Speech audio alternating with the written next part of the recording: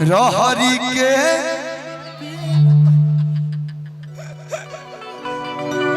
गवाई गवाई लुका गई हैं लुका गई भैया आई पहले ही लुकाता रही है ना अभी दूसर का लगा रहा। अच्छा भैया शुभ कार्यक्रम में आयल बनी सत्य को तुको बियाह के गाड़ी कितना हो सकेला जरूर हाँ होई अभी सब भाई लोग बोले हैं हाँ बड़ी तू उड़ता रे वही में तोरा के देखल जाए कितनी ताकला तनी ताकला देवलिया पक्का लिखल बा तनी ताकला तनी ताकला देवलिया पक्का लिखल बा तनी ताकला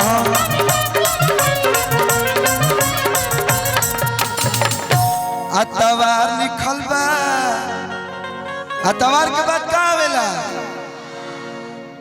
का कान बजा तो कुछ और ही सुना गेल है अतवार लिखल बा हो आ सोमार लिखल बा आ तहरा बहिना के सोरा को भतार लिखल बा तनी ताकला देवलिया पक्का लिखल बा तनी ताकला देवलिया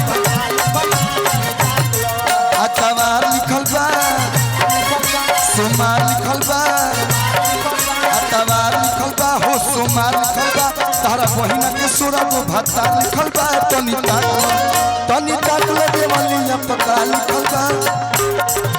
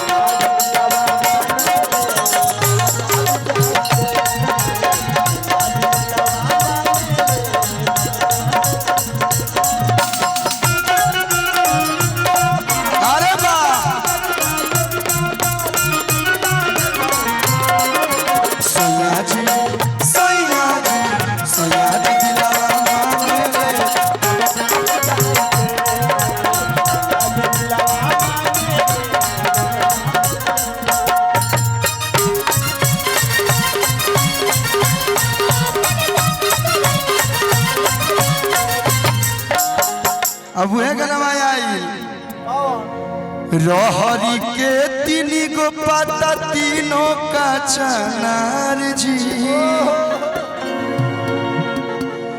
रहरी के तीन गो पाता अरे तीनों का चनार जी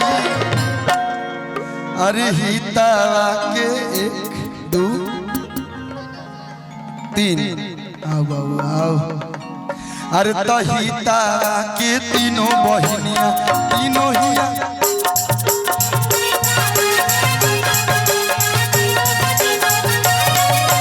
हितावा के तीनों बहिनिया तीनों के तीनों खेलाया जी बोलू भैया एगो हिया ऐसन ऐसन अरे तो हिया खिलाड़ जी ठीक ठाक कैसा है निके एगो हिया ऐसन ऐसन एगो हिया खिलाड़ जी भैया हर तो छोट की हिया छाता देवे पतैया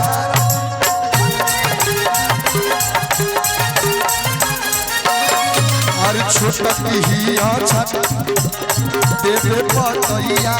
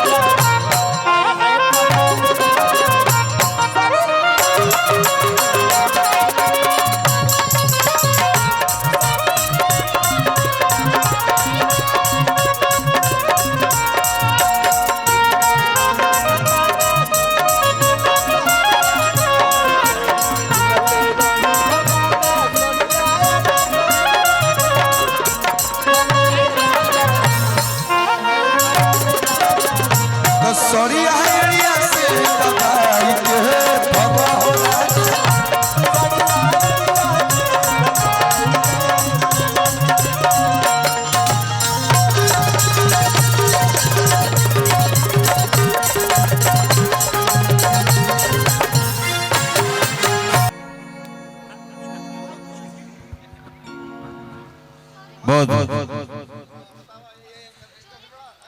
बहुत अच्छा माहौल है। ये देखिए हमने के जितना महिला मंडली पर सबका गार्जियन। हाँ तानिया जी आई। गुड्डू बाबा कहाँ है? पांडे जी की धर्म पत्नी है ये। सीडी रखे उसका, हम एफआईआर करवा देंगे। सही कर, थोड़ा सा 30 किए तो हम लोग कर सकते हैं। वैसे भी आप लोग बड़े अच्छे तरीके से मजा ले रहे हैं। थोड़ा सा अपने लिए एक बार ताली बजाकर स्वागत कर लीजिए। देखिए हम लोग के टीम की सबसे प्यारी सी बच्ची है ये। हमारी टीम की देखिए बड़ी नन्ही सी प्यारी सी बच्ची है। भगवान जाने बच्ची है कि नहीं बच्ची। हाँ हाँ हाँ, अच्छा माहौल बना। वैसे भी मैंने पहले ही कहा था कि बात अच्छी हो तो उसकी हर जगह चर्चा करो, है बुरी तो दिल में रखो, फिर उसे अच्छा करो। आप बड़े अच्छे लोग हैं, लेकिन धीरे धीरे रोशनी बढ़ रही है तो लग रहा है कि आप चेहरा दिखाई दे रहा है। कितने लोग ईमानदारी बताइए फोटो ले रहे थे? लिए फोटो ना, देखिए हाँ बढ़िया आदमी। सही बात बताओ, देखिए यूट्यूबर वाले भाई साहब जितने नामचीन चेहरे आते हैं सबसे पहले खड़ा कर देते हैं अपना मोबाइल और लेने लगते हैं फोटो। मैं भी आदमी हूँ, मेरा भी दिल करता है कि मेरा भी कोई फोटो ले, लेकिन एक आदमी भी भाई साहब नोटिस नहीं करता। लेकिन जैसे अरविंद अकेला कल्लू जी से खूबसूरत चेहरे आ जाते हैं, तानिया जी से खूबसूरत चेहरे आ जाए, पूजा जी से खूबसूरत चेहरे आ जाए, रिया जी से खूबसूरत चेहरे आ जाए, जूली जी से खूबसूरत चेहरे आ जाए, सभी लोग खड़ा कर देते हैं अपना मोबाइल, लेने लगते हैं फोटो। मैं सच्ची बात बताऊं, अगर ये सुंदर है तो इनमें इनकी कोई महानता नहीं है।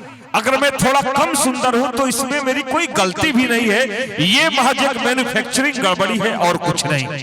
सही बात बताऊं, ईश्वर जब इन जैसे सहकारों को बना रहा था तो अपने हाथों से बना दिया, और जब मुझे बनाने की बारी आई तो ठेकेदार के हवाले कर दिया, वो भी संडे को।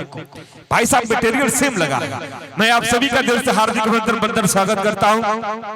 देखिए 2-3 लोग हमारे गार्जियन बैठे हैं, उनके बाल थोड़े से झड़ गए हैं तो आप टेंशन मत लीजिए, अंदर से एकदम चुस्त दुरुस्त आदमी है।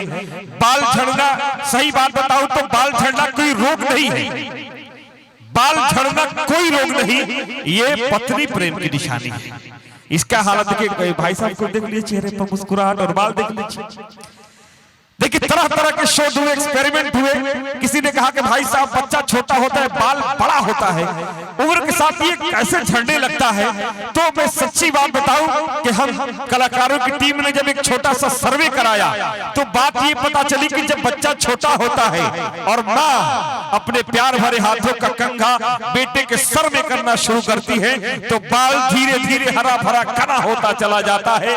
और जैसे ही नई माँ आती है और प्यार भरे हाथों का सेवन करना शुरू करती है, आदमी धीरे धीरे गंजा होता चला जाता है। देखिए मेरी भी पत्नी मुझसे बहुत प्यार करती है।